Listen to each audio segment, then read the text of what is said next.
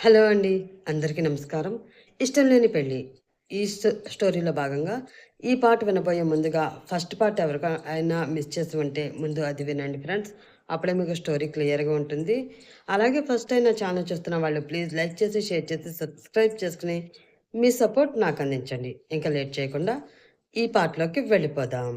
భారంగా శ్వాస తీసుకుని వదిలి అక్కడి నుంచి లేచి బయటికి వెళ్ళిపోతూ ఏదో గుర్తు రావడంతో వెనక్కి తిరిగి వాళ్ళ వైపు చూసి, నేను ఆ అమ్మాయిని వదిలేసి వెళ్ళిపోయాను కరెక్టే, కానీ వదిలించుకుని వెళ్ళలేదు. ఆ వయసులో పెళ్లి చేసుకోవడం కరెక్ట్ కాదు అనిపించింది. అందుకే మీ దగ్గర తనని వదిలిపెట్టి వెళ్ళాను. తను ఎక్కడ ఉన్నా తన కోసం నేను వెళ్తాను. తన నిర్ణయం ఏమిటో తెలుసుకున్న తర్వాతే నా జీవితంలో ఏ డెసిషన్ అయినా సరే నేను తీసుకుంటాను. నేను తనని పెళ్లి చేసుకున్నప్పుడు తన వయసు మాత్రమే కాదు, నా వయసు కూడా చిన్నదే. తన మీద కొంచెం మెచ్యూరిటీగా ఆలోచించగలిగాను కానీ పూర్తి మెచ్యూరిటీగా అయితే ఆలోచించలేకపోయాను. పెళ్లి బంధం దానికి ఉన్న విలువ తెలుసుకోలేకపోయాను. కానీ ఆ పెళ్ళికి మాత్రం కట్టుబడే ఉన్నాను. ఇది మీరు అర్థం చేసుకుంటే బాగుంటుంది అని చెప్పి వెళ్ళిపోయాడు వినోద్.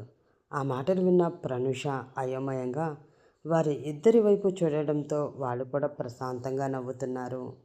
ఏదో తెలియని ఆనందం వారిద్దరి కళ్ళల్లో కనిపిస్తుంది. దానితో అయోమయంలో పడిపోయింది ప్రనూష. ఏం ఆలోచిస్తున్నావమ్మా? వాడి నిర్ణయం క్లియర్గా చెప్పాడు కదా.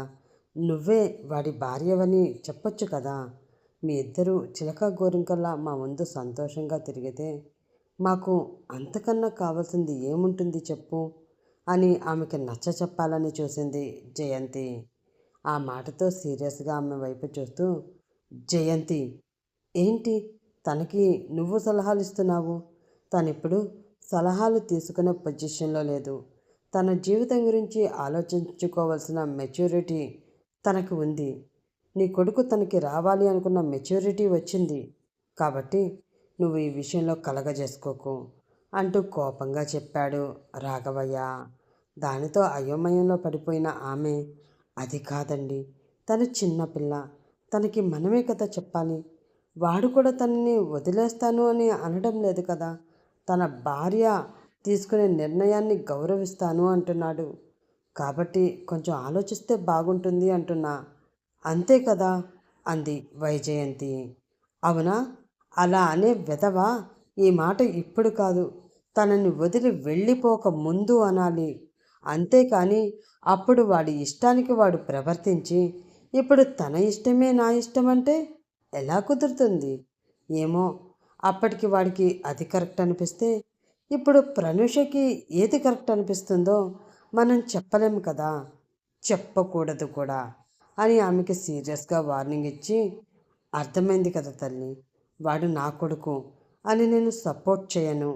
నువ్వు కోడలివి అని నువ్వు ఏ నిర్ణయం తీసుకున్నా నిన్ను తప్పు పట్టను.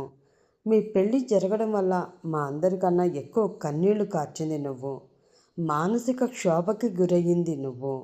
మా అందరి ముందు నవ్వుతూ తిరుగుతూ ఉన్నా నీ మనసులో నువ్వు ఎంత బాధపడ్డావో నాకు తెలుసమ్మా.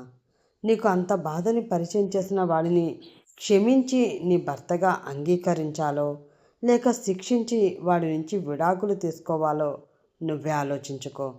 నువ్వేం చేసినా కూడా దానికి నా సమ్మతము తప్పకుండా ఉంటుంది. నీ నిర్ణయాన్ని మేమందరం గౌరవిస్తాం అంటూ చెప్పాడు రాఘవయ్య. ఆ మాటలు అన్నీ విన్న ప్రనూష ఒక్క 10 నిమిషాలు ఆలోచిస్తూ అలా ఉండిపోయింది. ఆ తర్వాత భారంగా శ్వాస తీసుకుని వదిలి, నేను ఏ నిర్ణయము తేల్చుకోలేకపోతున్నాను మావయ్య. నాకు ఆలోచించుకోవడానికి కొంచెం టైం కావాలి అంది ఆమె. సరే అమ్మా, నీ ఇష్టం. అప్పటి వరకు నువ్వు వాడి భార్య అని మేము పొరపాటున కూడా వాడితో చెప్పము. చెప్పాలి అనిపించినప్పుడు నువ్వే వాడితో చెప్పు అన్నాడు రాఘవయ్య. సరే అన్నట్లు తల ఊపి అక్కడి నుంచి ఆఫీస్కి బయలుదేరింది ప్రనూష. వినోద్ సుహానా దగ్గరికి వెళ్ళి ఆమెని పిక్ చేసుకుని ఆఫీస్కి వెళ్ళేసరికి ప్రనూష ఆఫీస్కి వెళ్ళి వాళ్ళకి వెల్కమ్ చెప్పడానికి అన్ని అరేంజ్మెంట్స్ చేసేసింది. స్టాఫ్ అందరూ బయట నిలబడి తమ కంపెనీకి వచ్చే కొత్త సీఈఓ కోసం ఎదురు చూస్తూ ఉన్నారు.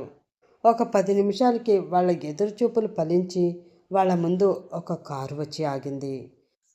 ఆ కారు నుంచి ముందు వినోద్ దిగగా, ఆ తర్వాత సుహానా దిగారు. వాళ్ళకి అందరూ గ్రాండ్‌గా వెల్కమ్ చెప్పారు. ఆ అరేంజ్‌మెంట్ చూసి చిన్నగా నవ్వుకొని తన క్యాబిన్‌కి వెళుతూ ఉంది సుహానా. ఆమె వెనకే వెళుతున్నాడు Vinod.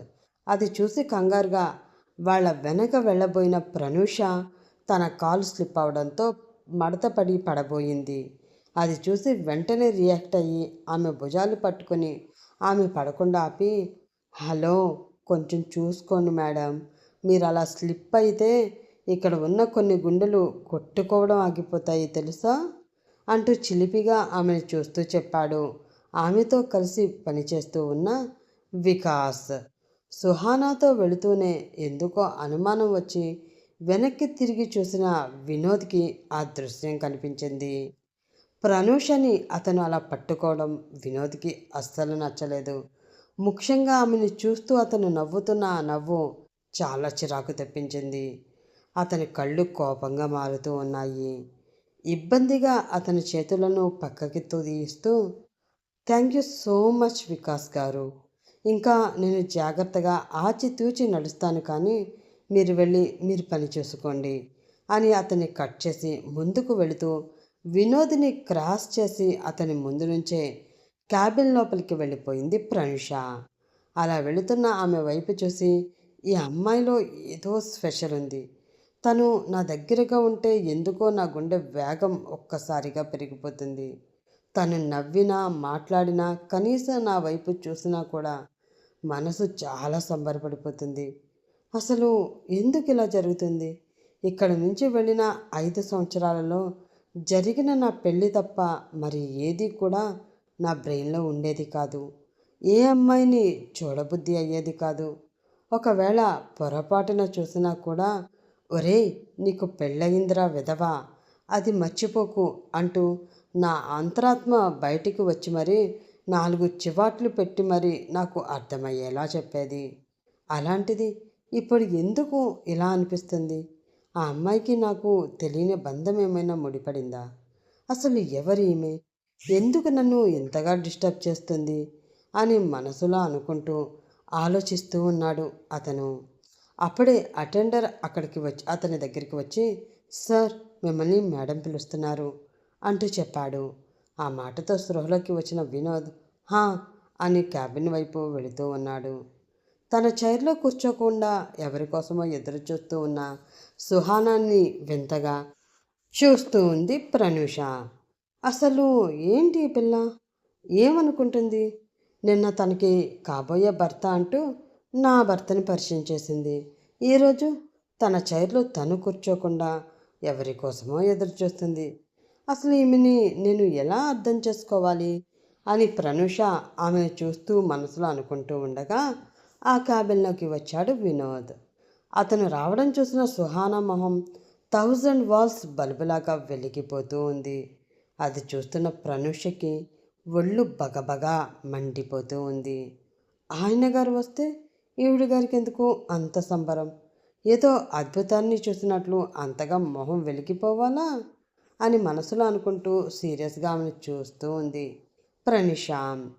Welcome mister CEO, welcome అంటూ అతనికి నవ్వుతూ ఎదురు వెళ్ళి అతని చెయ్యి పట్టుకుని తీసుకువచ్చి మరీ ఆ చైర్లో కూర్చోబెట్టింది సుహానా.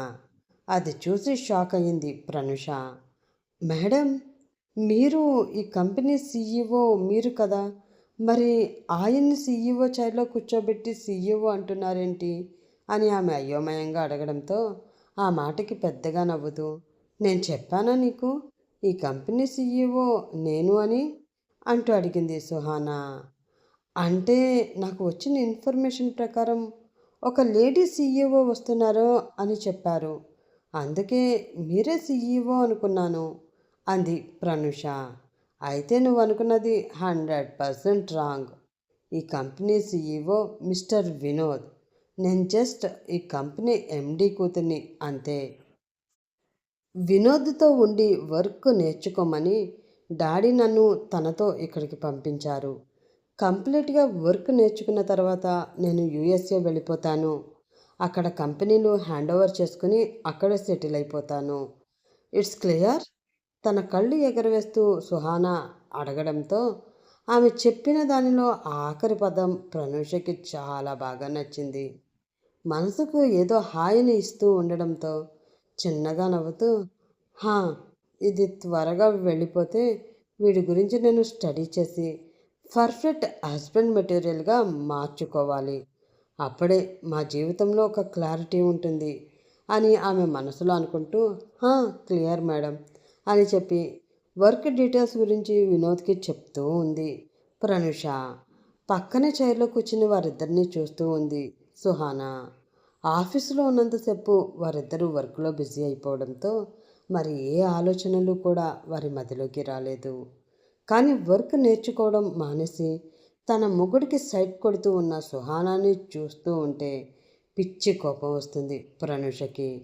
అయినా సరే కంట్రోల్ చేసుకుంటూ సమయం కోసం ఎదురు చూస్తూ ఉంది ఆమె. సుహానా తనని చూస్తున్న విషయం వినోద్కి కూడా తెలుస్తుంది. కానీ అది ఆమెకి అలవాటైపోయిన పని అవడంతో దాని గురించి పెద్దగా పట్టించుకోకుండా తన పదేదో తను చేసుకుంటూ ఉన్నాడు అతను. లంచ్ టైం అవడంతో అతనికి లంచ్ అక్కడికే తెప్పించింది ప్రనూష.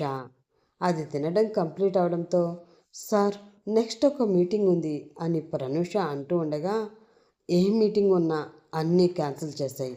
నాకు వేరే అర్జెంట్ పని ఉంది, బయటికి వెళ్ళాలి. ఇప్పుడు మీటింగ్లు గట్రా అటెండ్ అవుతూ ఇక్కడ కూర్చోలేను అంటూ చెప్పాడు వినోద్. ఏంటో అంత అర్జెంట్ పని. చాలా సంవత్సరాల తర్వాత వచ్చాడు కదా బాబు. కావలసిన వాళ్ళందరినీ కలిసి రావడానికి వెళ్తున్నాడేమో అని మనసులో అనుకుని ఓకే సార్ అంటూ చెప్పింది ప్రనుష. కానీ అతని అర్జెంట్ పని ఏంటో అని ఆమె తెలుసుకోలేకపోయింది. సుహానా అడుగుతున్నా కూడా ఇట్స్ పర్సనల్ అని చెప్పి అక్కడి నుంచి వెళ్ళిపోయాడు వినోద్. అతను ఆఫీస్ నుండి వెళ్ళిపోవడంతో ఇంకా నాకు ఇక్కడ ఏం పని ఉంటుంది అనుకున్న సుహానా కూడా అక్కడి నుంచి వెళ్ళిపోయింది. ఆఫీస్లో మిగతా వర్క్ చేసుకుని సాయంత్రం ఇంటికి చేరుకుంది ప్రనుష. బాగా అలసిపోయి ఉండడంతో నీరసంగా అనిపించి హాల్లో ఉన్న సోఫాలో కూలబడి వెనక్కి వాలి రిలాక్స్డ్గా ఒళ్ళు విరుచుకుంటూ జయంతి, కాఫీ అంటూ లేజీగా అరిచింది ఆమె. కాఫీ తాగుతూ కిచెన్ డోర్కి ఆనుకుని నిలబడి ఉన్న వినోద్ ఆమెను అలా చూస్తూ ఉండిపోయాడు. ఎంత ధైర్యం నీకు? మా అమ్మని నేనే ఇప్పటి వరకు అలా పేరు పెట్టి పిలవలేదు. అలాంటిది నువ్వు జయంతి అని చాలా చనువుగా, పొగరుగా పిలుస్తావా? పైగా నీకు ఆవిడ కాఫీ అందించాలా? అసలు ఏమనుకుంటున్నావు నువ్వు అని మనసులో అనుకుంటూ ఉన్నాడు అతను. తను పిలిచి చాలాసేపు అయినా ఎటువంటి రెస్పాన్స్ రాకపోవడంతో జయంతి, ఎంతసేపు అయినా రోజు ఈ టైంకి కాఫీ తీసుకువచ్చి అందించేదానివి కదా, ఈరోజు ఏమైంది? త్వరగా తీసుకురా అంటూ మళ్ళీ అరిచింది ఆమె. ఆమె అలా బద్ధకంగా ముద్దు ముద్దుగా మాట్లాడుతూ ఉండడం వినోద్కి చాలా బాగా నచ్చింది. ఆమె ప్రవర్తన చూసి చిన్నగా నవ్వు కూడా వచ్చింది. దానితో వెనక్కి వెళ్ళి తను తాగుతున్న కాఫీ పక్కన పెట్టి ఆమె కోసం వేడిగా స్ట్రాంగ్గా ఒక మంచి కాఫీ కలుపుకొని తీసుకువచ్చి ఆమె ముందు పెట్టాడు అతను. ఆ వాసన తన ముక్కుకి తగలడంతో ఒక అందమైన చిరునవ్వు ఆమె పెదవులపైకి వచ్చింది. అది మా జయంతి అంటే. చెప్పిన పని చెప్పినట్లు చేస్తుంది.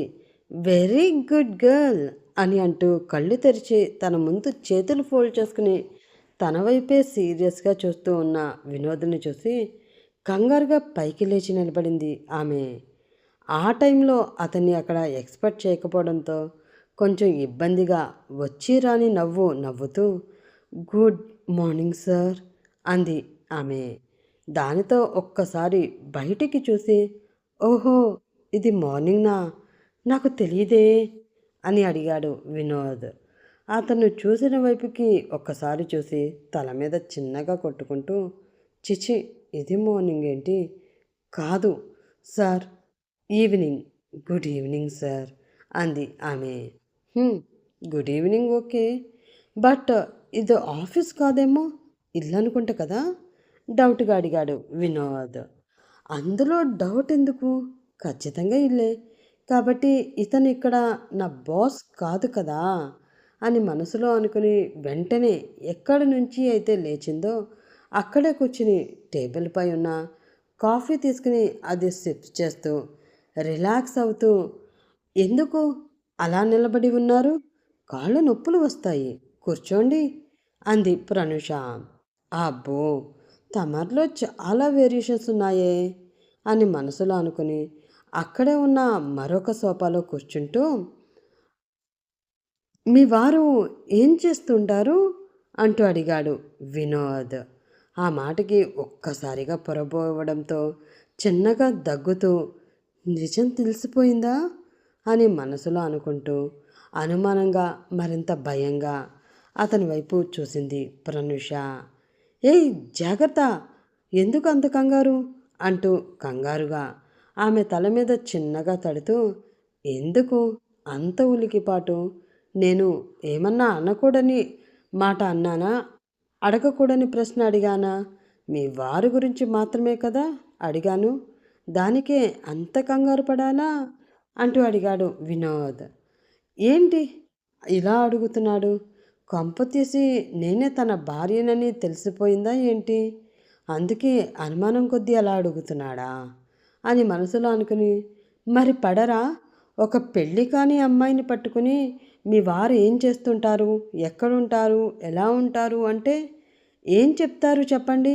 అసలు అతను ఎక్కడ ఉన్నాడో, ఏం చేస్తున్నాడో నాకు తెలిస్తేనే కదా మీకు చెప్పడానికి అంది ప్రనూష.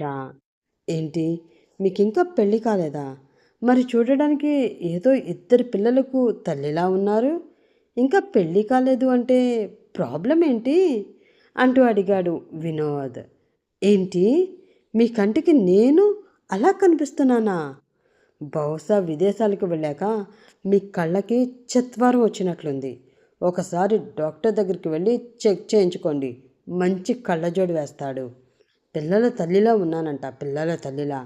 నేను ఎలా ఉన్నానో మీకు కనిపించకపోతే మీ ఆఫీస్లో పనిచేస్తున్న ఆ వికాస్ గాడిని అడిగి తెలుసుకోండి. నా అందానికి బాబు ఫ్లాట్ అయిపోయి ఒక్కసారైనా సరే వాడి వైపు చూస్తే చాలు, అదే వాడి జన్మ ధన్యమైపోతుంది అన్నట్లు ప్రతి క్షణం కుక్క పిల్లలా సొల్లు కార్చుకుంటూ నా చుట్టూ తిరుగుతూ ఉంటాడు వేస్ట్ ఫెలో. వాడు ఒక్కడేంటి, అసలు మీ ఆఫీస్లో ఉన్న అమ్మాయిల అందరిలో కల్లా నేనే టాప్ తెలుసా, ఇన్క్లూడింగ్ మీ సుహానా మేడంతో సహా. డౌట్ ఏమైనా ఉంటే ఎవరినైనా అడిగి తెలుసుకో. అంతే తప్ప మరొకసారి మీకు పెళ్ళయిందా, పిల్లలు ఎంతమంది అని అడిగావు అంటే బాస్ అని కూడా చూడకుండా మర్డర్ చేసి పడేస్తాను.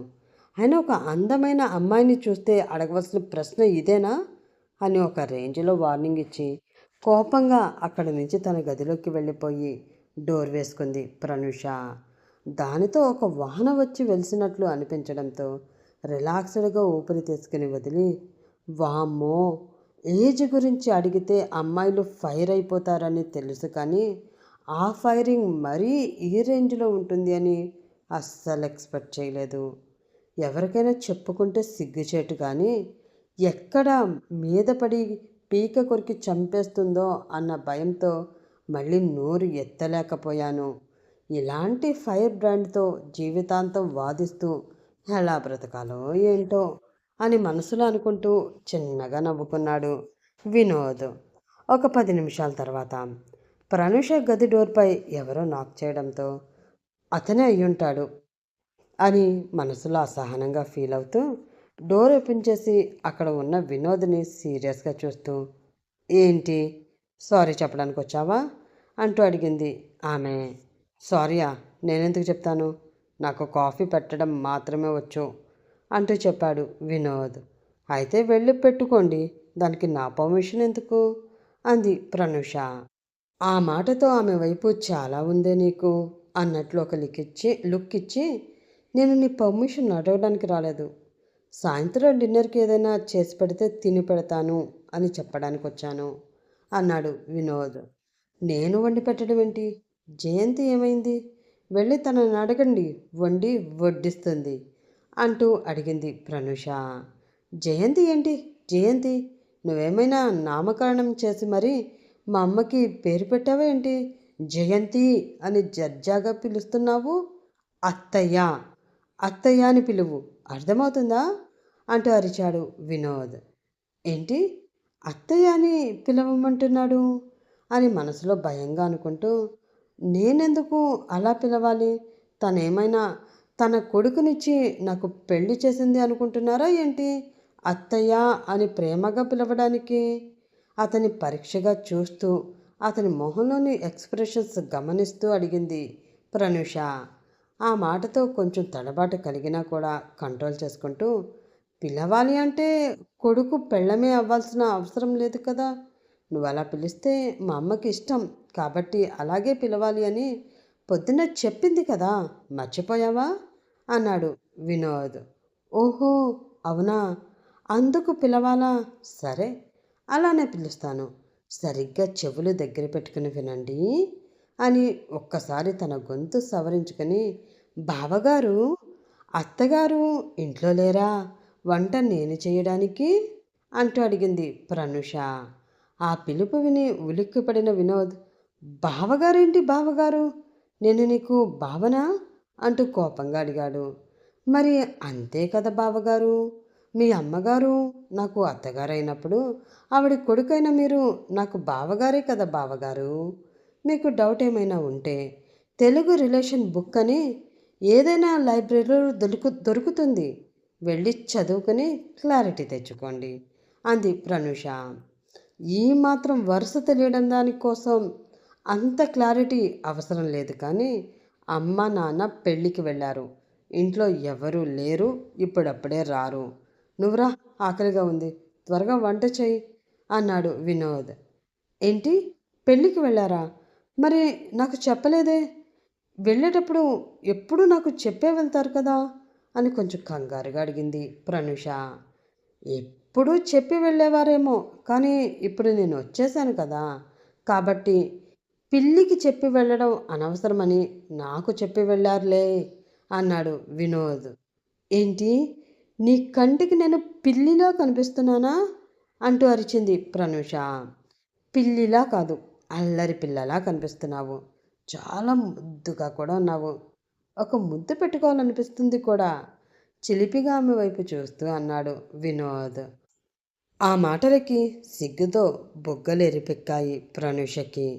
ఆ ఫీలింగ్ని కష్టంగా మనసులోనే కంట్రోల్ చేసుకుంటూ, ఒక ఆడపిల్లతో ఎలా మాట్లాడాలో తెలియదా? మీరు పరాయి ఆడపిల్లలతో ఇలా మాట్లాడుతున్నారు అని మీ వైఫ్కి తెలిస్తే తను బాధపడుతుంది కదా అని చిన్నగా అడిగింది ప్రనుష.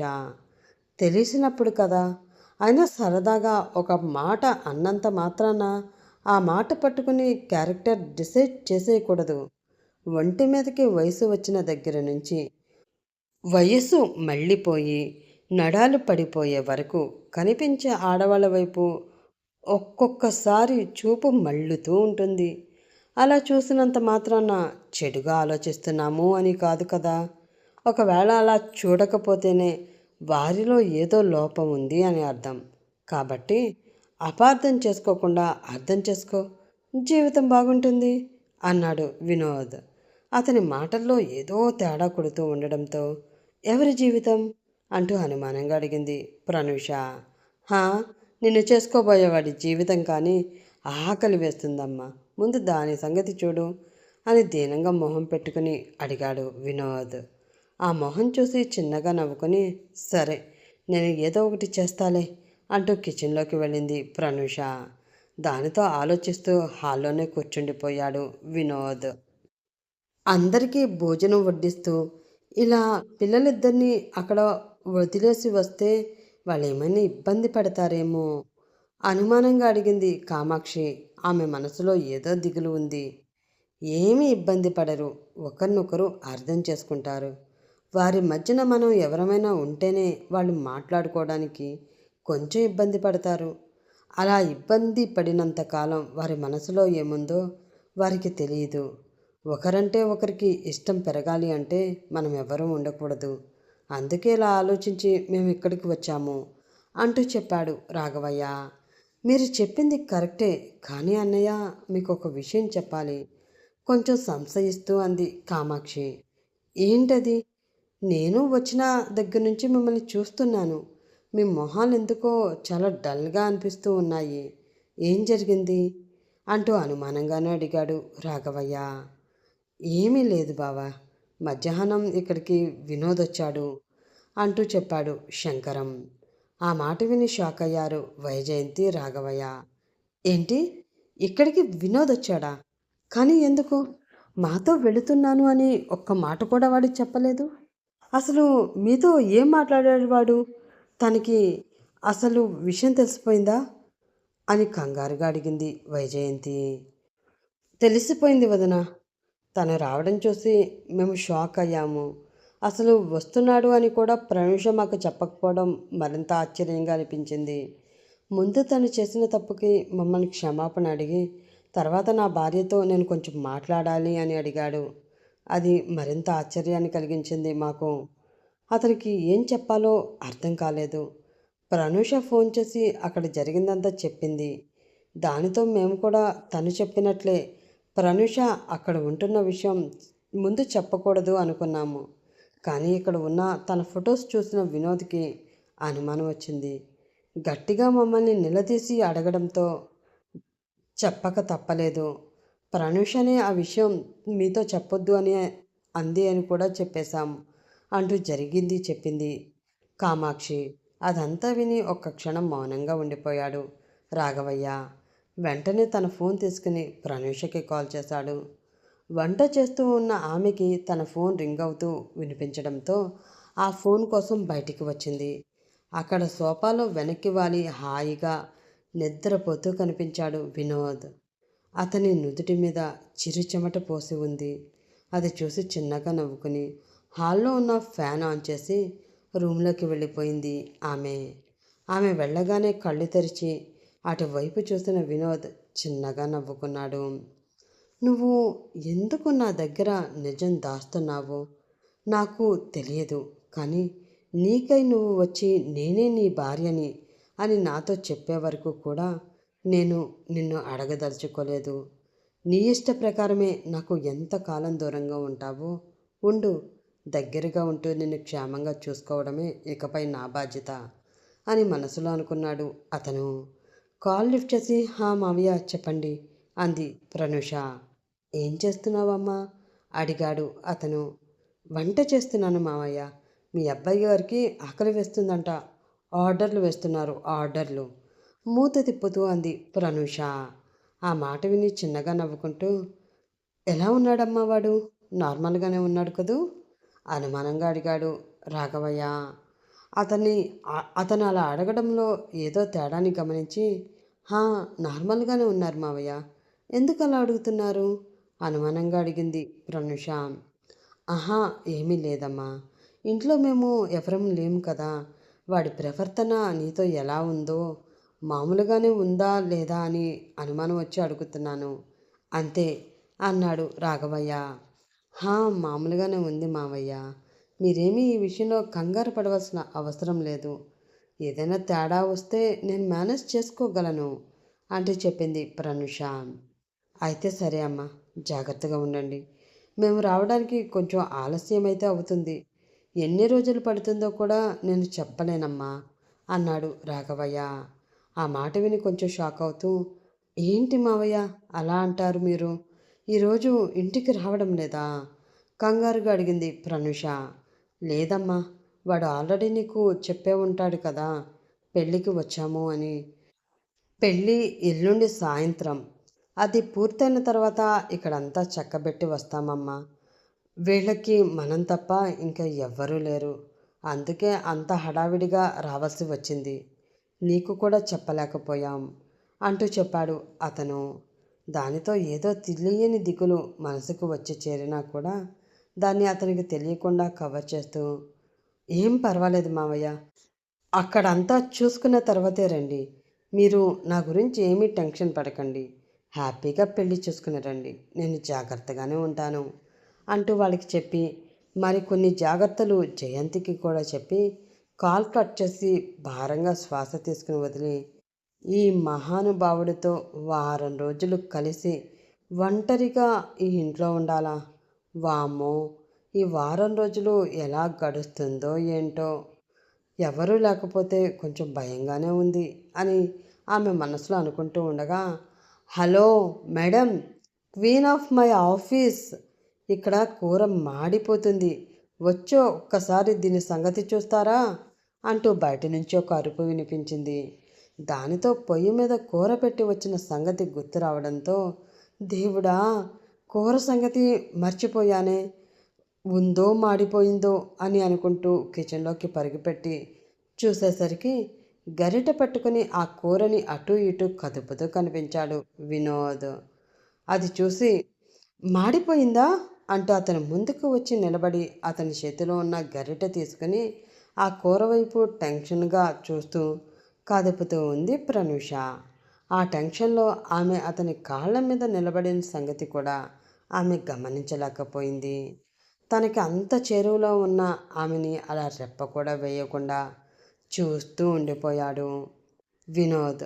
అందని చందమామ తన ముందే వచ్చి నిలబడినంత ఆనందం అతని మనసులో కలుగుతూ ఉంది. అలా చూస్తున్న క్రమంలో ఆమె బరువుని తను మోస్తున్న సంగతి కూడా అతను మర్చిపోయాడు. ఇంత అందమైన భార్యని కళ్ళ ముందు పెట్టుకుని కంట్రోల్లో ఉండాలి అంటే చాలా కష్టం. పైగా ఇంట్లో ఇద్దరమే ఉన్నాము, ఏం జరుగుతుందో ఏంటో. ఏదో నిన్ను ఉడికించడానికి ఇందాక అలా అన్నాను కానీ నువ్వు చాలా అందంగా ఉన్నావే. ఇంత అందమైన భార్య నాకు దొరికింది అని ఆ రోజు తెలిస్తే నీ చీర కొంగు పట్టుకుని నీ చుట్టూ తిరిగేవాడిని తప్ప నిన్ను వదిలి దూరంగా వెళ్ళేవాడినే కాదు. అనవసరంగా 5 సంవత్సరాలు వేస్ట్ చేసేసాను ఏమో అనిపిస్తుంది అని మనసులో అనుకుంటూ ఏదో తెలియని తన్మయత్వంతో ఆమె నడుం చుట్టూ తన 2 చేతులు వేసి గట్టిగా బిగించాడు అతను. దానితో ఉలిక్కిపడి తల వెనక్కి పెట్టి చూసిన ఆమెకి నవ్వుతూ తననే చూస్తూ ఉన్న వినోద్ కనిపిస్తూ ఉన్నాడు. అతన్ని అలా చూస్తూ ఉంటే ఏదో తెలియని అలజడి ఆమె మదిలో మెదులుతూ ఉంది. ముఖ్యంగా అతని కళ్ళు ఆమెని ఏదో మాయలో పడేస్తూ ఉన్నాయి. ఆమెని అలానే కొంచెం పైకి లిఫ్ట్ చేసి పక్కకు తిరిగి అక్కడ ఆమెను సరిగ్గా నిలబెడుతూ, కంగారు ఒక్కటే ఉంటే సరిపోదు మేడం. ఆ కంగారులో మీరు ఎక్కడ నిలబడుతున్నారు, ఆ నిలబడే క్రమంలో ఎవరి కాళ్ళని పచ్చడి చేస్తున్నారో కూడా కొంచెం చూసుకోండి. చూడడానికే అనుకున్న మొయ్యడానికి కూడా మీరు కొంచెం భారీగానే ఉన్నారు మరి అని చెప్పి పొప్పైపోయిన తన కాళ్ళనే చూసుకుంటూ, దేవుడా, చంపేసిందిరా బాబోయ్ అని అనుకుంటూ కుంటుకుంటూ హాల్లోకి వెళ్ళిపోతూ ఉన్నాడు వినోద్. కానీ ఆ మాటలేవి ప్రనూషకి వినిపించలేదు. బహుశా వినిపించి ఉంటే అప్పుడే అతన్ని చంపేసి ఉండేదేమో. మొదటిసారి అతని చేతి స్పర్శ చేసిన మాయలో ఆమె పూర్తిగా పడిపోవడంతో ఏదో తెలియని మైకం ఆమెని మెల్లిగా కమ్మేస్తూ ఉంది. వామ్మో!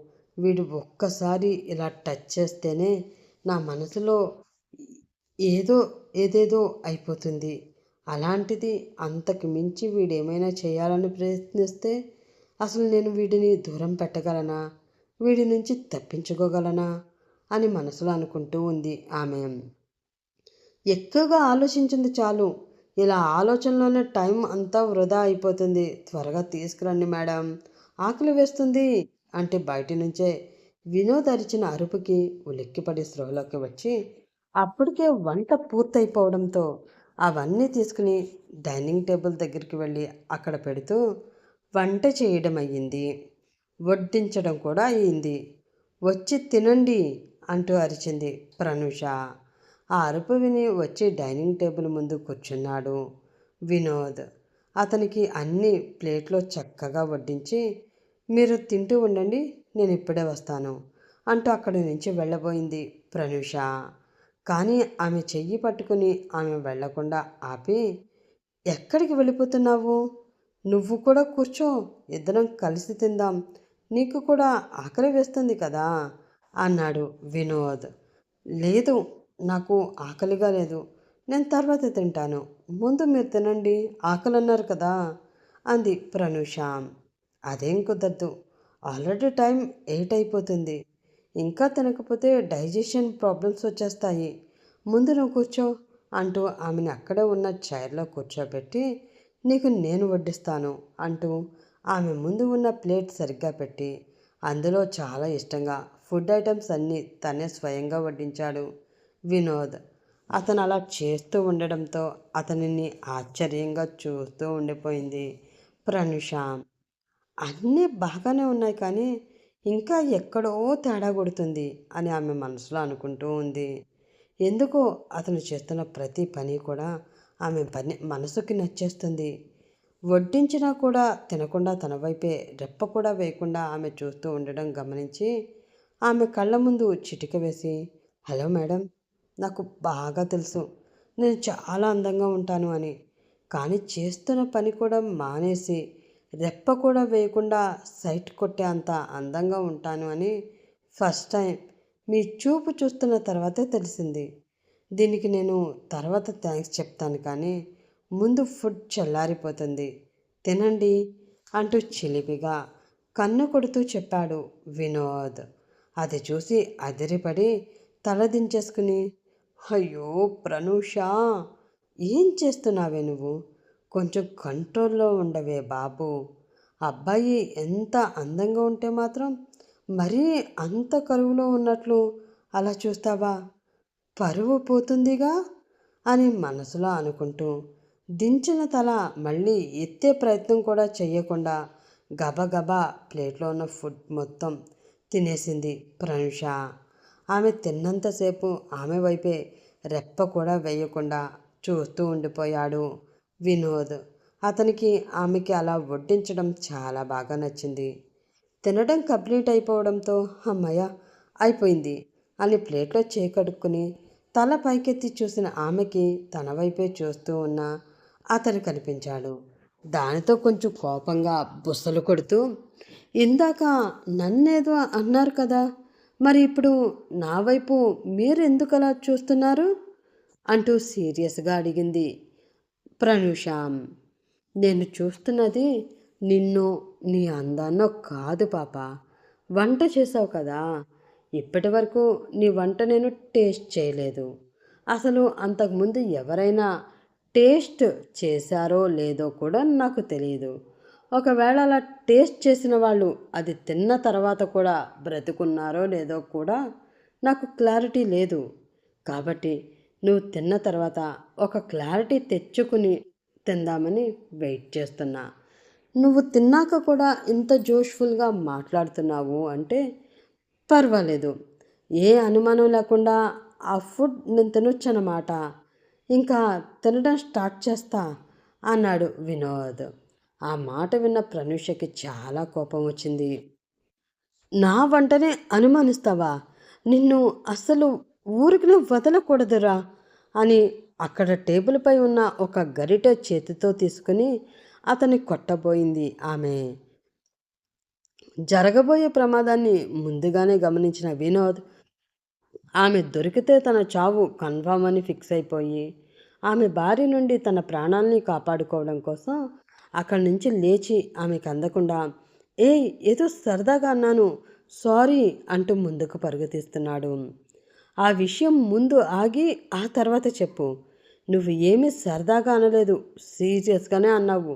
నాకు బాగా తెలుసు నీకు నా వంట నచ్చదు, నేను నచ్చను. ఆ విషయం కూడా నాకు బాగా తెలుసు. కానీ నువ్వు దొరికావో ఈరోజు నా చేతిలో చచ్చావే అని అంటూ అతని వెనక పరుగు తీస్తూ ఉంది ఆమె. అమ్మో, నిన్ను చూసి అమ్మాయి అని పొరపాటు పడ్డానే. కాదు, నువ్వు అమ్మోరివే. వదిలేవే బాబు, నీకు దండం పెడతాను. ఇంకా నాకు చాలా జీవితం ఉంది అంటూ వెళుతూ ఉన్న వినోద్ అలా అనుకోకుండా తన గదిలోకి వెళ్ళడం, గది డోర్ దగ్గర ఉన్న మ్యాట్ కాళ్ళకి తగులుకుని తూలి అక్కడే ఉన్న టేబుల్పై పడడం జరిగిపోయింది. అయినా కూడా ఆమె ఎక్కడ వచ్చి తనని కొడుతుందో అన్న భయంతో వెంటనే లేచి నిలబడ్డాడు అతను. అప్పుడే గదిలోకి వచ్చిన ఆమెకి కూడా ఆ మ్యాట్ తగలడంతో సరాసరి వెళ్ళి లేచిన అతనిపై పడింది. దానితో ఆమె బరువుని ఆపుకోలేక ఆ వెనకే ఉన్న బెడ్పై అతను పడ్డాడు. అతనిపై ఆమె ఉంది. ఆమె పెదవులు వెళ్ళి అతని గుండెలపై అందమైన ముద్దు ముద్ర వేశాయి. గట్టిగా కళ్ళు మూసుకుని ఆ ఫీలింగ్ని మనసారా ఆస్వాదిస్తూ ఆమెని గట్టిగా పట్టుకుని నడుము చిన్నగా నొప్పిగా అనిపించడంతో బాబోయ్ అన్నాడు అతను. దానితో కంగారుగా కళ్ళు ఎత్తి అతని వైపు చూసి ఏమైంది అంటూ అడిగింది ప్రనుష. ఆ కళ్ళల్లో కంగారు కనిపిస్తూ ఉండడంతో అది తన కోసమే అని అర్థం చేసుకున్న అతను మనసులోనే నవ్వుకుని ఏమీ లేదు అని అంటూ ఆమె కళ్ళలోకి సూటిగా చూస్తూ ఆమె మొహం మీద పడుతున్న ఆమె జుట్టు తీసి ఆమె చెవి వెనక సుకుమారంగా పెడుతూ అందుకే నీకు అంత కోపం? ఏదో సరదాగా అన్నందుకు చంపేయాలని చూస్తున్నావా? చిన్నగా నవ్వుతూ అడిగాడు వినోద్. చంపేసే ఉద్దేశం లేదు కానీ మళ్ళీ అలాంటి జోక్స్ వేయకుండా బుద్ధి వచ్చేలా చేయాలి కదా అంది ప్రనుష. అబ్బాయిలు అన్నాక అమ్మాయిల మీద ఇలాంటి జోక్స్ వేస్తూ ఉంటారమ్మా. వాటిని లైట్ తీసుకోవాలి. కుదిరితే చిన్నగా సిగ్గుపడుతూ అలా ఉన్న మిమ్మల్ని చూస్తూ మైపరిచిపోవడం కోసమైనా మేము మళ్ళీ మళ్ళీ జోక్స్ వేసేలాగా మమ్మల్ని ప్రోత్సహించాలి. అంతే తప్ప ఇలా భద్రకాళిలా మారి మా మీద యుద్ధాలు చేయకూడదు. నిన్ను చూస్తూ ఉంటే చాలా ఇన్నోసెంట్గా కనిపిస్తావు. కానీ ఇంత వైలెన్స్ చేయగలవు అని అసలు ఎవరు ఎక్స్పెక్ట్ చేయలేరు తెలుసా అన్నాడు వినోద్. తమరి చూసిన అమూల్ బేబీ ఏమో అనిపిస్తూ ఉంటారు. కానీ ఎదుటి వాళ్ళ ఫీలింగ్స్కి అసలు విలువ ఇవ్వని మనిషి అని ఎవ్వరూ అనుకోరు కదా అంది ప్రనుష. ఆ మాటతో వినోద్ పెదవులపై ఉన్న నవ్వు మెల్లిగా మాయమైంది. ఏంటి? నేను ఎదుటి వాళ్ళ ఫీలింగ్స్కి విలువ ఇవ్వనా? ఏం మాట్లాడుతున్నావు నువ్వు అంటూ కొంచెం కోపంగా అడిగాడు వినోద్. అప్పుడే అతనిపై తను ఉన్న సంగతి గమనించిన ప్రనుష హా నిజమే కదా నేను చెప్తున్నది. దానికి అంత ఉలికిపాటు పడడం మానేసి ఫస్ట్ నన్ను వదలండి అంటూ సీరియస్గా చెప్పింది ఆమె. దానితో ఆమెని వదిలేశాడు వినోద్. మెల్లిగా పైకి లేచి మెల్లిగా పైకి లేచిన ప్రనుష తన డ్రెస్ సర్చ్ చేసుకుంటూ అక్కడి నుంచి వెళ్ళిపోతూ ఉంది. అది గమనించి ఆమె చెయ్యి పట్టుకుని ఆపి ముందు నేను అడిగిన ప్రశ్నకి సమాధానం చెప్పు. నేను ఎదుటి వాళ్ళ ఫీలింగ్స్కి విలువ ఇవ్వను అన్నావు కదా, అసలు ఎందుకు అన్నావు ఆ మాట? నా గురించి ఏం తెలుసు అని ఆ మాట నువ్వు మాట్లాడడానికి ధైర్యం చేశావు అంటూ కోపంగా అడిగాడు వినోద్. ఆ మాటకి వెటకారంగా నవ్వుతూ మీ గురించి నాకు తెలియకపోవడం ఏమిటి?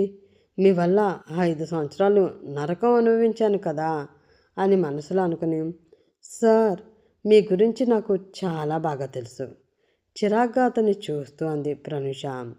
అదే ఏం తెలుసు నా గురించి? కోపంగా అరిచాడు వినోద్. చాలా తెలుసు.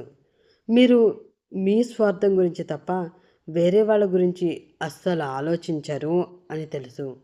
పెళ్ళైన తెల్లారే మీ భార్యని దాని కర్మకి దాన్ని వదిలేసి మీకేమీ సంబంధం లేదు అన్నట్లు మీ దారి మీరు చూసుకుని వెళ్ళిపోయారని కూడా తెలుసు. మీ ఫీలింగ్సే తప్ప ఎదుటి వాళ్ళ ఫీలింగ్స్కి ఏమాత్రం విలువ ఇవ్వని ఒక రాతి మనిషి మీరు అని నాకు బాగా తెలుసు అంతే సీరియస్గా చెప్పింది ప్రనుష.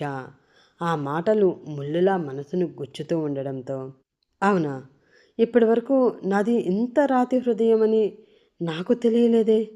నీకు బాగానే తెలిసిపోయింది. అది నాకు తెలిసేలా చేసినందుకు చాలా చాలా థ్యాంక్స్. అవును, నేను స్వార్థపరుణ్ణి, నిజంగా స్వార్థపరుణ్ణి. చిన్నప్పటి నుంచి నన్ను కష్టపడి పెంచి చదివించిన మా నాన్న కష్టం వృధా పోకూడదు, ఆయన కష్టానికి ఒక విలువ ఉండాలి అని చెప్పి 5 సంవత్సరాలు వాళ్ళని వదిలేసి దూరంగా వెళ్ళిపోయి వాళ్ళు గుర్తు వచ్చి గుండెల్లో నొప్పిగా అనిపించినా సరే కళ్ళల్లో నీళ్ళని దిగమింగుకుని వాళ్ళతో మాట్లాడాలి అన్న కోరికని నా మనసులోనే చంపేసుకుంటూ వేరే దేని మీద దృష్టి పెట్టకుండా చదువు మీద మాత్రమే దృష్టి పెట్టి రాత్రి పగలు తేడా లేకుండా ఒక్క రూపాయి కూడా ఎవరిని అడగకుండా పార్ట్ టైం జాబ్స్ చేసుకుంటూ, చదువుకుంటూ ఈరోజు వాళ్ళు నన్ను చూసి గర్వపడే స్థాయికి ఎదిగాను. దానికి కారణం నా రాతి హృదయమే. అవును, పెళ్లి చేసుకున్న అమ్మాయిని ఒంటరిగా వదిలేసి వెళ్ళిపోయాను. నువ్వన్నది నిజమే. అలా కాకుండా ఇంకేం చేయాలో నాకు అప్పుడు అర్థం కాలేదు. 16 సంవత్సరాలు ఉన్న ఒక అమ్మాయికి నేను ఉన్న పరిస్థితి ఇది అని ఎంత వివరంగా చెప్పినా అర్థం చేసుకుంటుంది అన్న నమ్మకం నాకు అప్పుడు లేకుండా పోయింది. అందుకే ఏం చేయాలో అర్థం కాక అలా చేశాను. తనకి కూడా ఏవో కలలు ఉంటాయి కదా! బాగా చదువుకోవాలని ఆశలు ఉంటాయి. ఏదో సాధించాలి అని అనుకునే ఉంటుంది.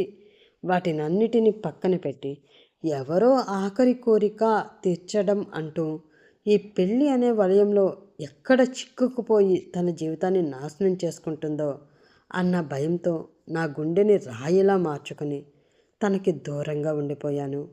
మళ్ళీ తన మొహం చూస్తే ఆ మొహం చూసి నేను తనని వదిలి వెళ్ళలేనేమో.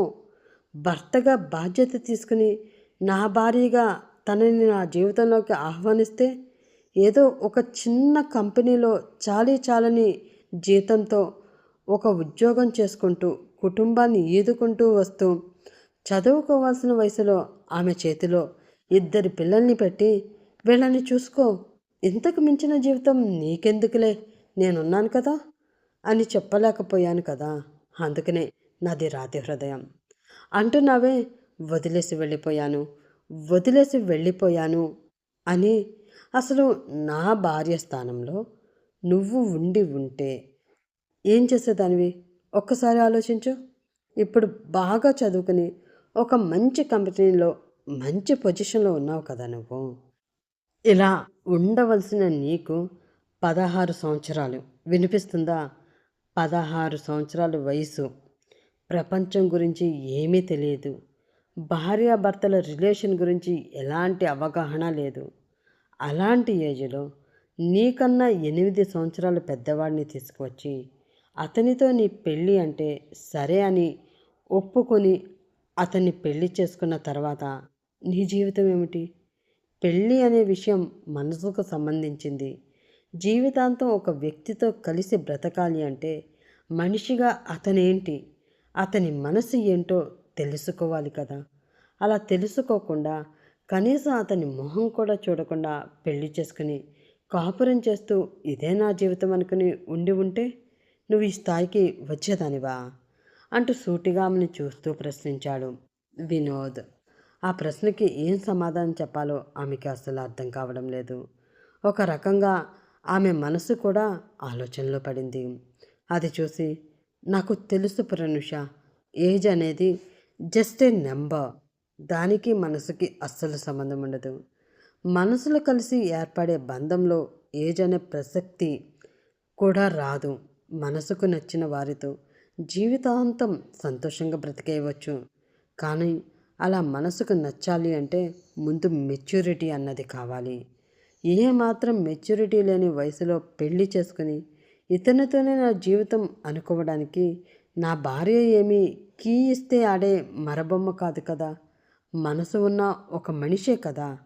పైగా తనని చదివించి ఒక స్థాయిలో నిలబెట్టే అంత కెపాసిటీ అప్పుడు నాకు కూడా లేదు.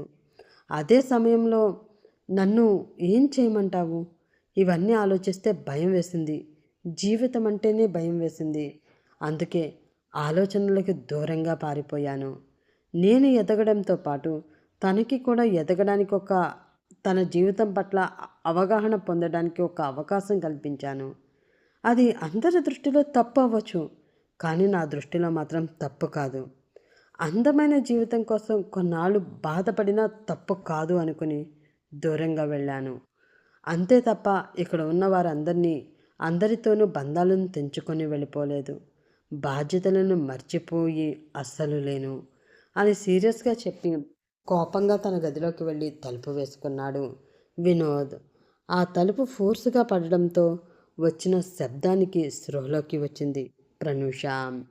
ఆలోచిస్తూ ఉంటే అతను చెప్పింది కూడా నిజమే అనిపిస్తుంది. బావ చెప్పినట్లు ఆ రోజు తను అలా చేశాడు కాబట్టే ఈరోజు నేను ఈ పొజిషన్లో ఉన్నాను. లేకపోతే ఇంట్లో అంట్లు తోముకుంటూ ఉండేదాన్ని. ఒక విధంగా తను చేసింది కరెక్టే. కానీ చెప్పకుండా నా జీవితం ఏమిటో అర్థం కాని పరిస్థితుల్లో నన్ను ఉంచి ఒక రకమైన మానసిక క్షోభకి గురి చేసి వెళ్ళిపోవడం తప్పే కదా! ఆ తప్పుకి నేను ఎప్పటికీ తనని క్షమించలేను అని మనసులో అనుకుని అక్కడే కూర్చొని ఆలోచిస్తూ ఉండిపోయింది ప్రనూష. అలా ఎంతసేపు ఆలోచించినా తన ఆలోచనలకి ఒక అంతమంటూ రాకపోయేసరికి విసుగు వచ్చి నీరసం రావడంతో వెళ్ళి పడుకుందాం అని పైకి లేచిన ఆమెకి టేబుల్పై తను వడ్డించి పెట్టిన భోజనం ప్లేట్ కనిపించింది. అయ్యో, బావ ఇంకా భోజనం చేయలేదు కదా, ఇందాకే ఆకలి అన్నాడు, అలా ఆకలితో పడుకుండిపోయాడో ఏంటో అని అనుకుంటూ కంగారుగా వెళ్ళి అతని రూమ్ డోర్ కొట్టింది ఆమె. అలా చాలాసేపు ఆమె కొట్టిన తర్వాత విసుగ్గా వచ్చి వెళ్ళి డోర్ తీసి ఏంటి అంటూ అడిగాడు అతను. నేను బాగానే ఉన్నాను అంది ప్రనూష. కనిపిస్తుంది, అయితే ఇప్పుడేంటి అంటూ అడిగాడు అతను. ఇప్పుడు ఏంటి అంటారేంటి, బాగానే ఉన్నాను కదా, వచ్చి తినండి అంది ప్రనూష. ఆ మాటకి కొంచెం నవ్వొచ్చింది. అయినా సరే ఆ నవ్వును కంట్రోల్ చేసుకుని వద్దు, నాకు ఆకలిగా లేదు అంటూ మళ్ళీ డోర్ వేయబోయాడు అతను.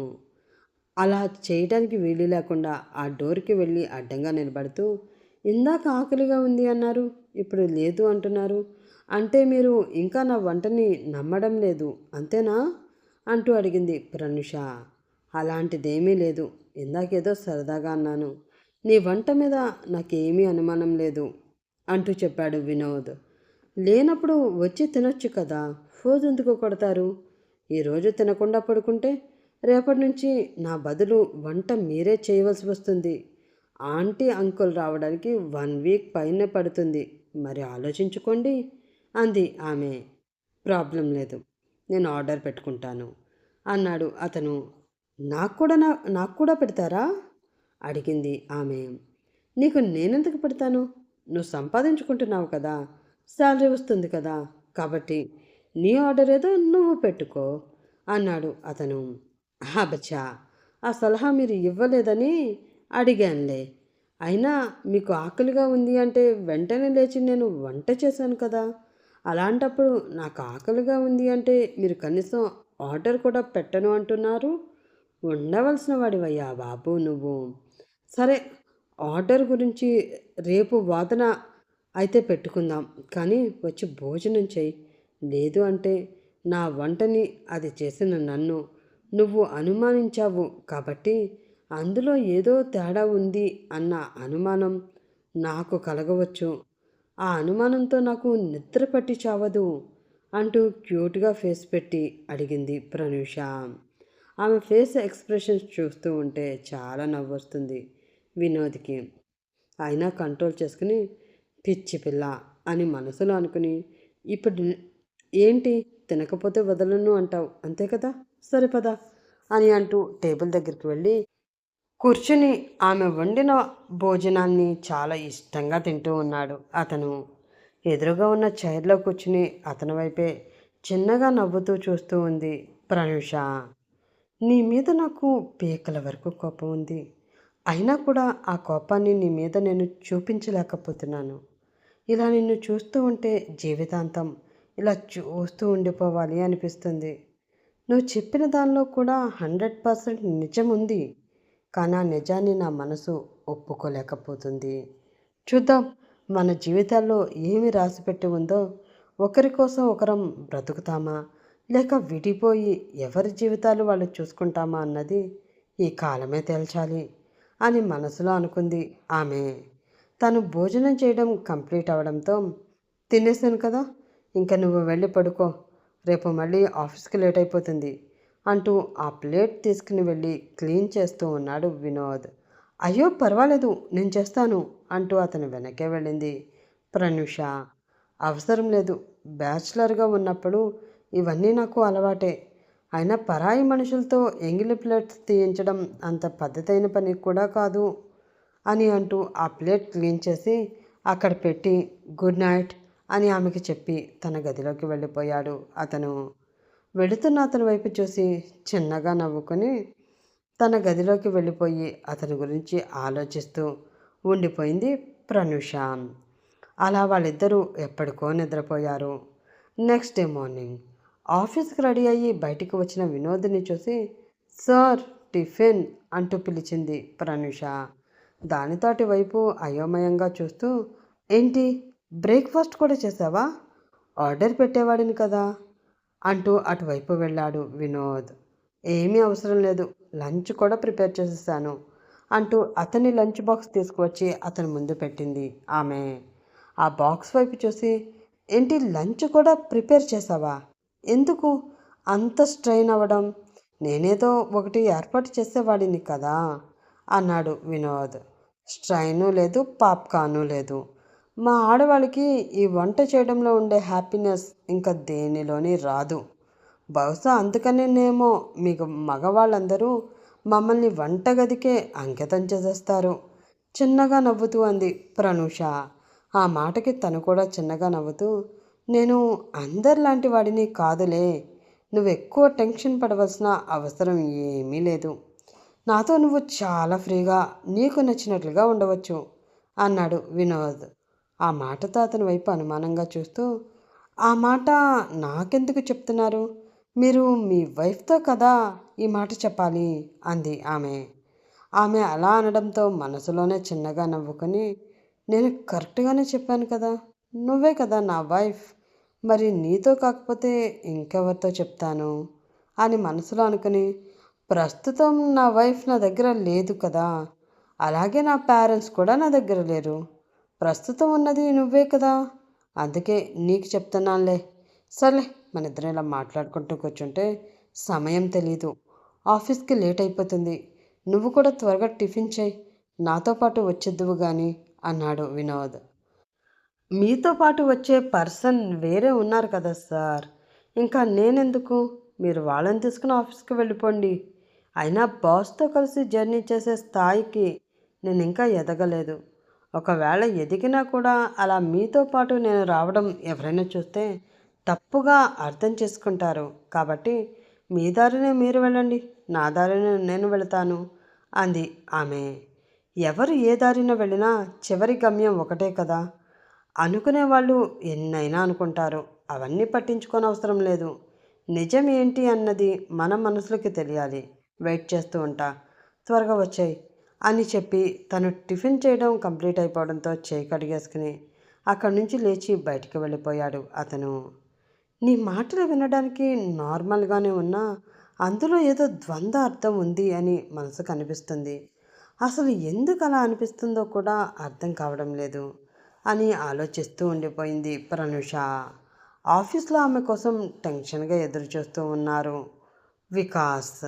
ఏంట్రా అంత టెన్షన్ పడుతున్నావు, ఏంటి విషయం అంటూ అతని టెన్షన్ గమనించి అడిగాడు అతని కొలీగ్ మరొక వ్యక్తి. అబ్బా ఏమీ లేదురా, ఈరోజు ప్రనుషకి నా ప్రేమ విషయం చెప్పబోతున్నాను, అందుకే కొంచెం టెన్షన్గా ఉంది, ఏం చేస్తుందో ఏంటో అన్నాడు వికాస్. ఓ అవునా, ఆల్ ది బెస్ట్ రా మామ.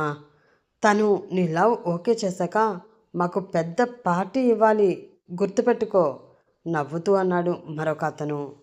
ముందు తనని నన్ను యాక్సెప్ట్ చేయనివ్వండి రా బాబు, ఆ తర్వాత మీరు ఏది అడిగితే అది ఇస్తాను అని వికాస్ అనడంతో నీకేం తక్కువరా, అందం చదువు ఉద్యోగం అన్నీ ఉన్నాయి, ఇంకా తను ఎందుకు కాదంటుంది చెప్పు అంటూ అతనికి ధైర్యం చెప్తున్నారు ఆ స్టాఫ్ అంతా. అప్పుడే అక్కడికి ఎంటర్ అయ్యాడు వినోద్. అతనితో పాటే వచ్చిన ఎందుకో ఇబ్బందిగా అనిపించడంతో ముందు మీరు వెళ్ళండి, నాకు ఇక్కడ కొంచెం పని ఉంది, అది చూసుకుని నేను తర్వాత వస్తాను అని కొంచెం దూరంలో కారు ఉండగానే అక్కడ దిగిపోయి నడుచుకుంటూ వెనక వస్తూ ఉంది ప్రనూష. వినోద్ రావడం చూసి వాళ్ళందరూ సైలెంట్ అయిపోయారు. తను వచ్చే ముందు వాళ్ళందరూ ఏదో మీటింగ్ పెట్టుకోవడం, వికాస్ని మధ్యలో పెట్టి వాళ్ళందరూ ధైర్యం చెప్పడం గమనించిన వినోద్కి ఏదో అనుమానం వచ్చింది.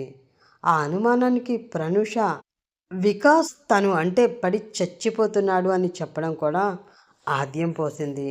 దానితో ఆ ఆలోచనలో పడిపోయి వాళ్ళు గుడ్ మార్నింగ్ చెప్తూ ఉంటే పెద్ద పట్టించుకోకుండా నార్మల్గా చూసుకుంటూ క్యాబిన్కి వెళ్ళిన వెంటనే తన టేబుల్పై ఉన్న బెల్ ప్రెస్ చేయడంతో అటెండర్ అతని దగ్గరికి వచ్చాడు. అతని వైపు చాలా సీరియస్గా చూస్తూ, బయట ఏంటి ఆ మీటింగ్ అంటూ అడిగాడు వినోద్. ఆహా, ఏమీ లేదు సార్, జస్ట్ నార్మల్గా అందరూ మాట్లాడుకుంటున్నారు. ఇలా ప్రతిసారి జరగదు సార్. మన ఆఫీస్లో అందరూ చాలా సిన్సియర్గానే వర్క్ చేస్తారు. ఎవరి గురించి అనుమానపడవలసిన అవసరం లేదు అంటూ కవర్ చేయాలని చూశాడు అటెండర్. ఎంత సిన్సియర్గా ఎవరెవరు పనిచేస్తారో వాళ్ళు పనిచేసే పద్ధతి చూసి నేను తెలుసుకుంటాను, కానీ ముందు అక్కడ ఏం జరిగిందో అది చెప్పు. అది కూడా నీ జాబ్ ఉండాలి అని నువ్వు ఏమాత్రమైనా అనుకుంటే అంటూ సీరియస్గా అడిగాడు వినోద్. ఆ మాటకి భయపడిన అటెండర్, అది ఏమీ లేదు సార్, మన వికాస్ సార్ ఎప్పటి నుంచో ప్రనూష మేడంని లవ్ చేస్తున్నారు. ఈరోజు మేడంకి ప్రపోజ్ చేస్తారట.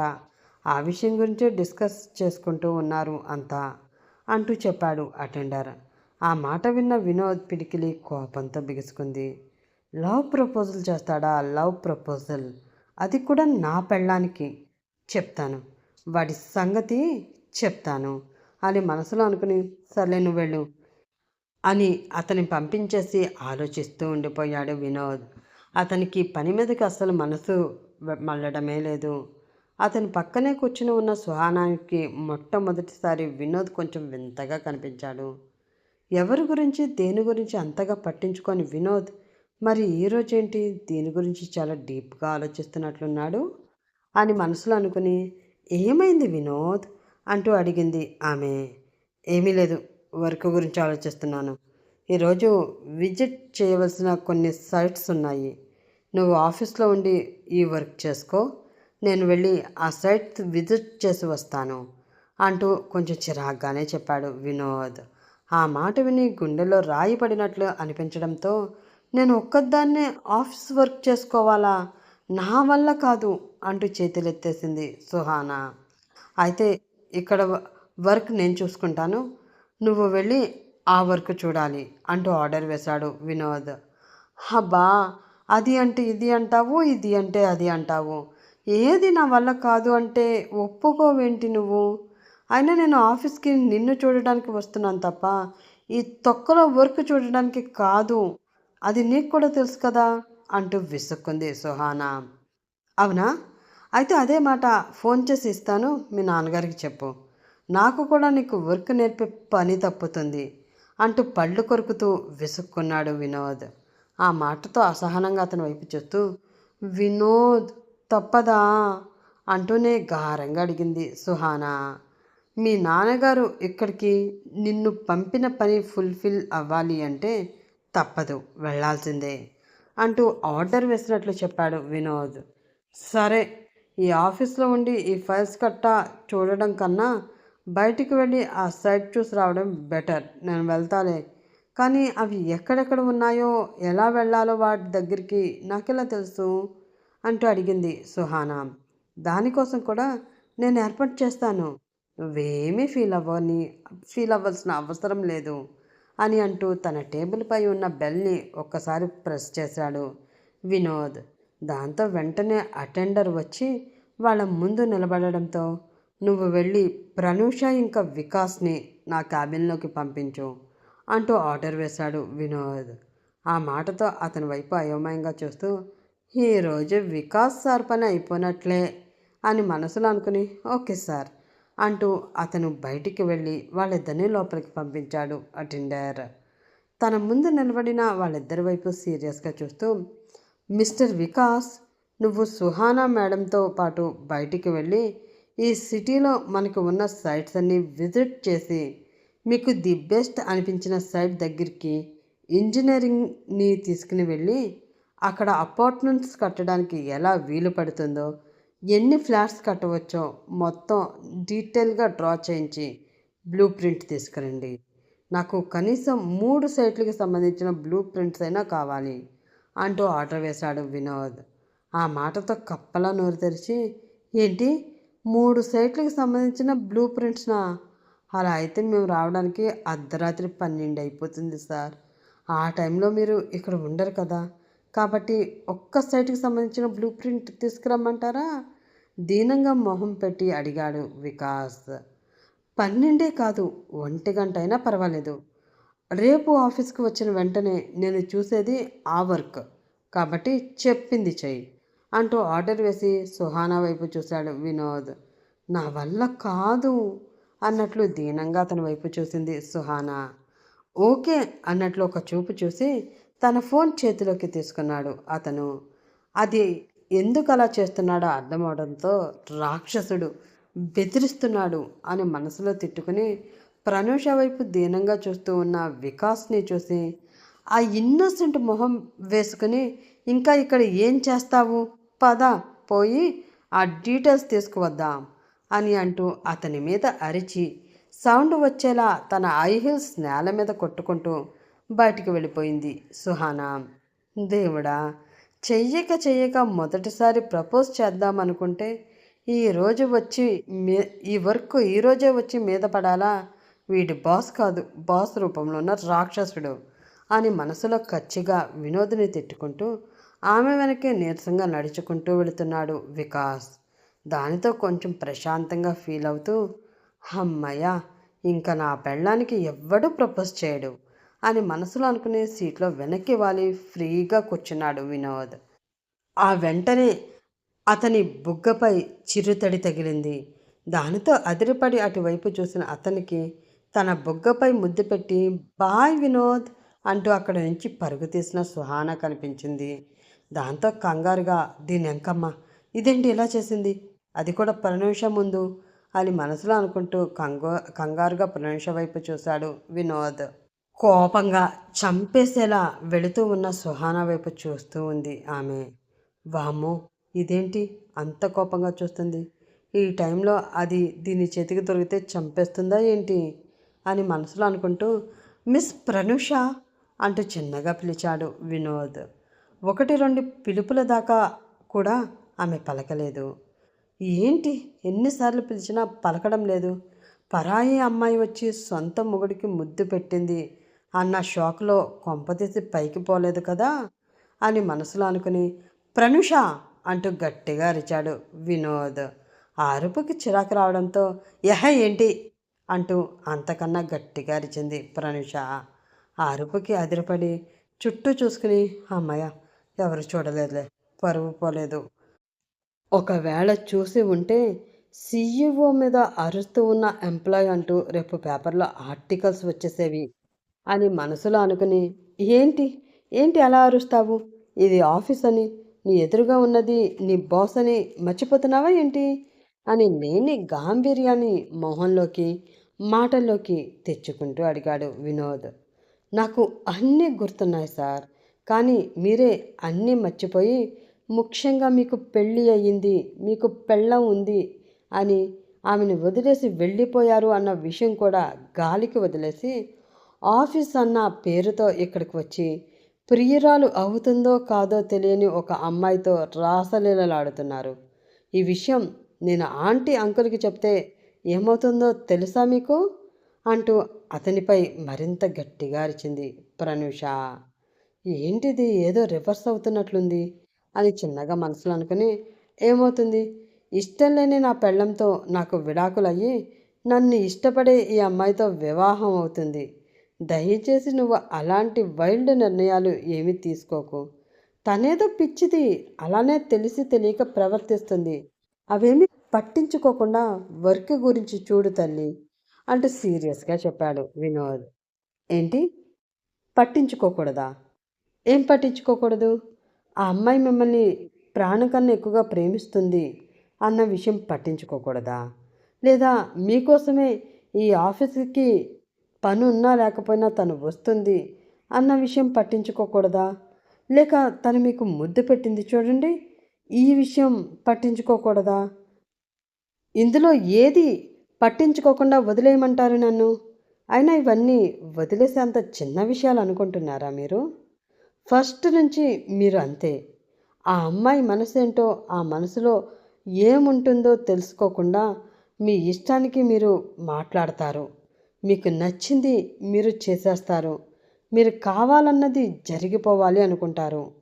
అప్పుడు అంతే, మీ చేత తాళి కట్టించుకున్న అమ్మాయి మనసులో ఏముందో తెలుసుకోకుండా నువ్వంటే నాకు అసలు ఇష్టం లేదు, బలవంతంగా చేసిన ఈ పెళ్ళిని నేను ఒప్పుకోను, మనది అసలు పెళ్ళే కాదు, నేను నీ నుంచి దూరంగా వెళ్ళిపోతాను అని మీ నిర్ణయం తనకి చెప్పేసి మీకు నచ్చింది చేసేసి తనని వదిలేసి వెళ్ళిపోయారు. కనీసం తనని ఒక్క మాటైనా ఈ పెళ్ళి గురించి నువ్వేమనుకుంటున్నావు? ఇష్టపడే చేసుకున్నావా? లేక బలవంతంగా చేసుకున్నావా? నేను ఇలా నిన్ను వదిలేసి వెళ్ళిపోతే అసలు నీ పరిస్థితి ఏంటి? నువ్వేం చేయాలనుకుంటున్నావు? నువ్వు తట్టుకుని నిలబడగలవా అని అడగలేదు. ఈరోజు వచ్చి తను నా భార్య, ఆ బంధానికి నేను కట్టుబడి ఉన్నాను, తన నిర్ణయం ప్రకారమే నా జీవితం ఉంటుంది అంటున్నారు. అసలు నాకు తెలియక అడుగుతాను. ఇప్పటి వరకు మీరు ఆ అమ్మాయికి కట్టుబడి ఉన్నట్లు, ఆ అమ్మాయి మీకు కట్టుబడి ఉంటుంది అని నమ్మకం ఏంటి? నా మొహం కూడా చూడకుండా నన్ను వదిలేసిన మొగుడితో నాకు బంధం ఏంటి అని ఆ బంధాన్ని అప్పుడే తెంచుకొని మరో మగాడికి ఆమె దగ్గరైతే మీరేం చేస్తారు?